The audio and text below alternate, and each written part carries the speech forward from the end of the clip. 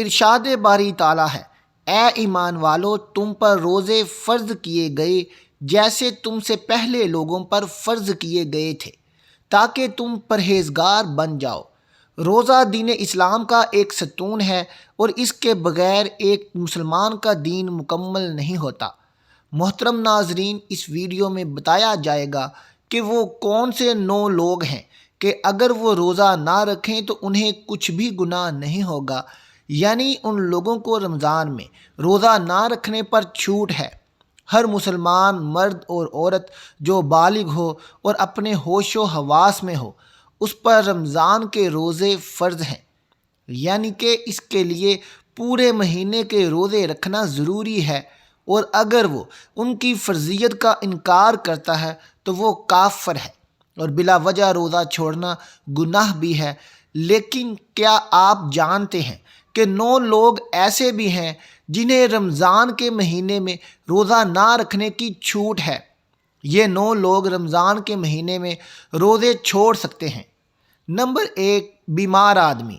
سب سے پہلا انسان جو روزہ چھوڑ سکتا ہے وہ بیمار آدمی ہے۔ جو انسان سخت بیمار ہے تو ایسے انسان کے لیے روزہ نہ رکھنے کی چھوٹ ہے۔ اگر ایسا بیمار آدمی روزہ نہیں رکھتا تو اس پر کچھ بھی گناہ نہیں۔ اب یہ بھی جان لیجئے کہ ایسی کون سی بیماریاں ہیں کہ جس میں روزہ نہ رکھنے کی چھوٹ ہے۔ ہم آپ کو بتاتے ہیں کہ یہاں پر ان بیماریوں کی بات نہیں ہو رہی جو کہ عام طور پر نارمل لوگوں کو ہوتی ہیں، جیسا کہ اگر کسی کے سر میں درد ہو گیا، گھٹنے میں درد ہو گیا، کسی کو سردی یا زکام لگ گیا اور اس پر اس نے روزہ چھوڑ دیا تو ایسا کرنا بالکل بھی جائز نہیں ہے۔ ایسے لوگوں کو روزہ رکھنا ضروری ہے۔ یہاں پر بیماریوں سے مراد ایسی بیماری ہے جس میں انسان کی جان جانے کا خطرہ ہوتا ہے۔ اب یہ بھی جان لیجئے کہ وہ کون سی بیماری ہے کہ جس میں جان جانے کا خطرہ ہوتا ہے۔ تو اس بات کا ایسے پتہ چلتا ہے کہ اگر آپ بھوکے پیاسے رہے تو روزہ رکھنے سے آپ کی جان جانے کا خطرہ ہو سکتا ہے، یا پھر ڈاکٹر آپ سے یہ کہہ دے کہ اگر آپ نے روزہ رکھا تو آپ کی بیماری ٹھیک نہیں ہوگی یا آپ کی بیماری اور بڑھ جائے گی، تو ایسی صورت میں رمضان کے مہینے میں روزہ چھوڑنا جائز ہے، لیکن چھوٹی موٹی بیماریوں میں روزہ چھوڑنا جائز نہیں ہے۔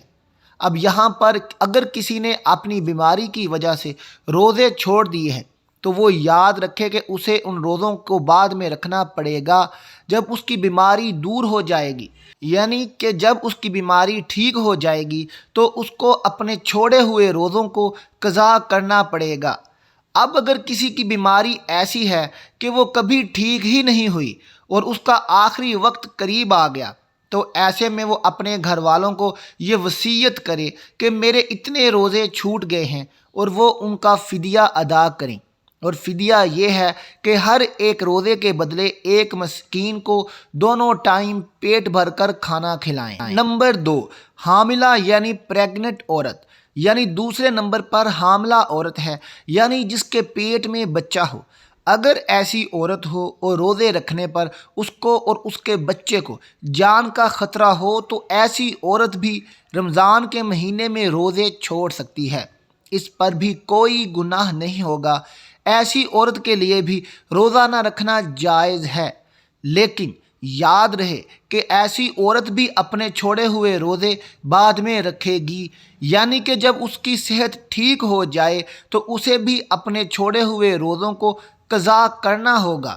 اور اگر کوئی حاملہ عورت ہے اور اس کا ماہر ڈاکٹر اسے یہ کہہ دے کہ روزہ رکھنے سے اس کی یا اس کے بچے کی جان جانے کا کوئی خطرہ نہیں ہے تو ایسی عورت کے لیے روزہ رکھنا ضروری ہوگا۔ نمبر 3، زیادہ بڑھاپا، یعنی تیسرا شخص وہ ہے جو اپنی عمر کے آخری پڑاؤ میں پہنچ جائے، یعنی کوئی شخص بہت زیادہ بوڑھا ہو گیا ہو۔ تو اگر کوئی ایسا شخص جو اپنے بڑھاپے کی وجہ سے اپنی جگہ سے اٹھ بھی نہیں سکتا، بیٹھ بھی نہیں سکتا، اور وہ اپنے بڑھاپے کی وجہ سے اتنا کمزور ہو گیا ہے کہ اس میں روزے رکھنے کی بالکل بھی طاقت نہیں، تو ایسا شخص بھی اگر رمضان کے مہینے میں روزے نہیں رکھے گا تو اس پر بھی کوئی گناہ نہیں ہوگا۔ تو ایسے بوڑھے شخص کے لیے بھی روزہ چھوڑنا جائز ہے۔ یاد رہے کہ ایسے شخص کے لیے بھی فدیہ ادا کرنا ضروری ہے، اور پھر اگر ایسے شخص میں بعد میں اتنی طاقت آ جائے اور وہ اپنے آپ کو تندرست محسوس کرے تو اس کو بھی چاہیے کہ اپنے چھوڑے ہوئے روزے بعد میں رکھ لے اور ان کی قضا کرے۔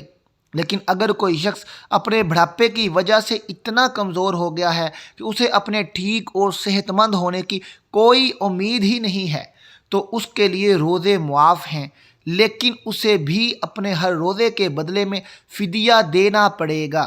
اور فدیہ یہی ہے کہ اپنے ہر روزے کے بدلے ایک مسکین کو پیٹ بھر کر 2 وقت کا کھانا کھلانا ہوگا۔ نمبر 4، دودھ پلانے والی عورت۔ یہاں یہ بات بھی واضح کر دیں کہ پہلے زمانوں میں ایسی عورتیں ہوا کرتی تھیں جو لوگوں کے بچوں کو دودھ پلانے کا کام کیا کرتی تھیں۔ وہ لوگوں کے بچوں کو اپنے ساتھ لے جایا کرتی تھیں اور 2 یا 2.5 سال کے لیے اس بچے کو دودھ پلایا کرتی تھیں اور انہیں دائیاں کہا جاتا تھا۔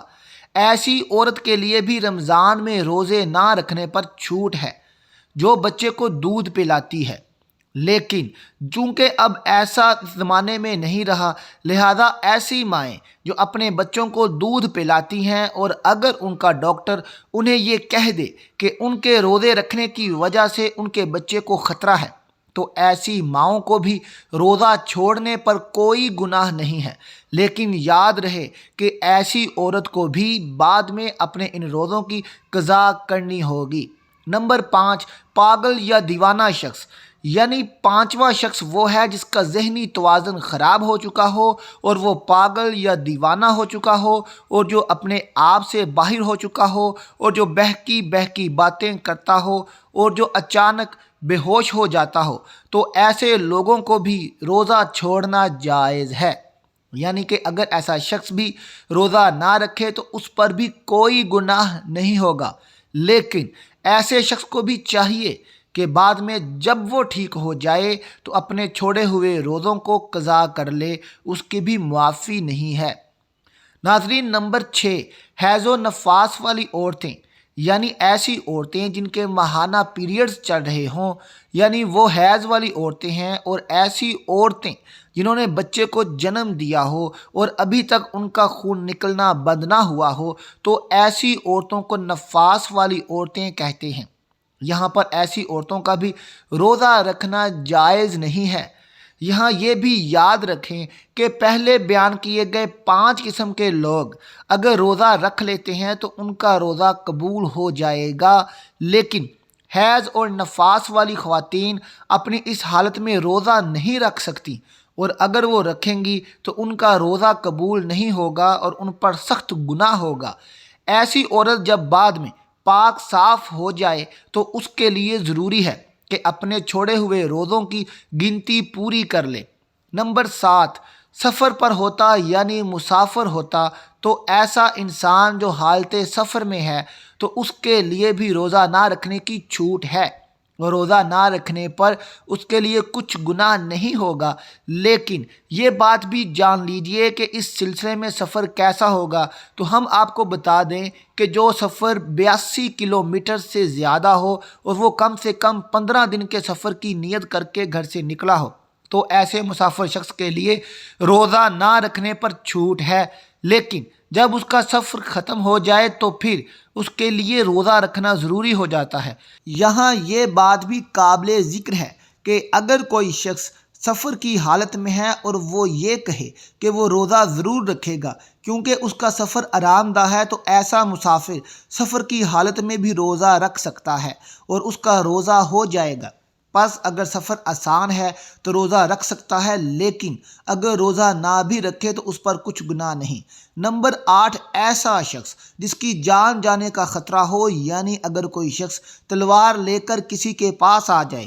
اور یہ کہنے لگے کہ اگر تم روزہ رکھو گے تو میں تمہاری گردن اڑا دوں گا، یعنی تمہیں مار دوں گا، اور اسے اپنی جان کا خطرہ ہو تو ایسے شخص کے لیے بھی روزہ نہ رکھنے پر چھوٹ ہے۔ لیکن یاد رہے کہ ایسے شخص کے لیے بھی جب وہ ایسی صورتحال سے باہر نکل جائے اور اس کی جان کا کوئی خطرہ نہ ہو تو بعد میں اس پر اپنے چھوڑے ہوئے روزوں کی قضا لازم ہو جائے گی اور اسے بعد میں اپنے وہ چھوڑے ہوئے روزے رکھنا پڑیں گے۔ نمبر 9، نابالغ بچہ، یعنی جیسا کہ ہم سب یہ بات جانتے ہیں کہ روزہ ہر بالغ انسان پر فرض ہے جو اپنے ہوش و حواس میں ہو، اسی طرح روزہ نابالغ بچے پر فرض نہیں ہے۔ اگر کوئی نابالغ بچہ روزہ نہیں رکھتا تو اس پر کوئی گناہ نہیں ہوگا اور اسے روزہ نہ رکھنے پر چھوٹ ہے، لیکن اگر کوئی بچہ 10 سال کی عمر کو پہنچ جائے اور اس میں روزہ رکھنے کی طاقت آ جائے تو اس کو چاہیے کہ وہ روزہ رکھنا شروع کر دے،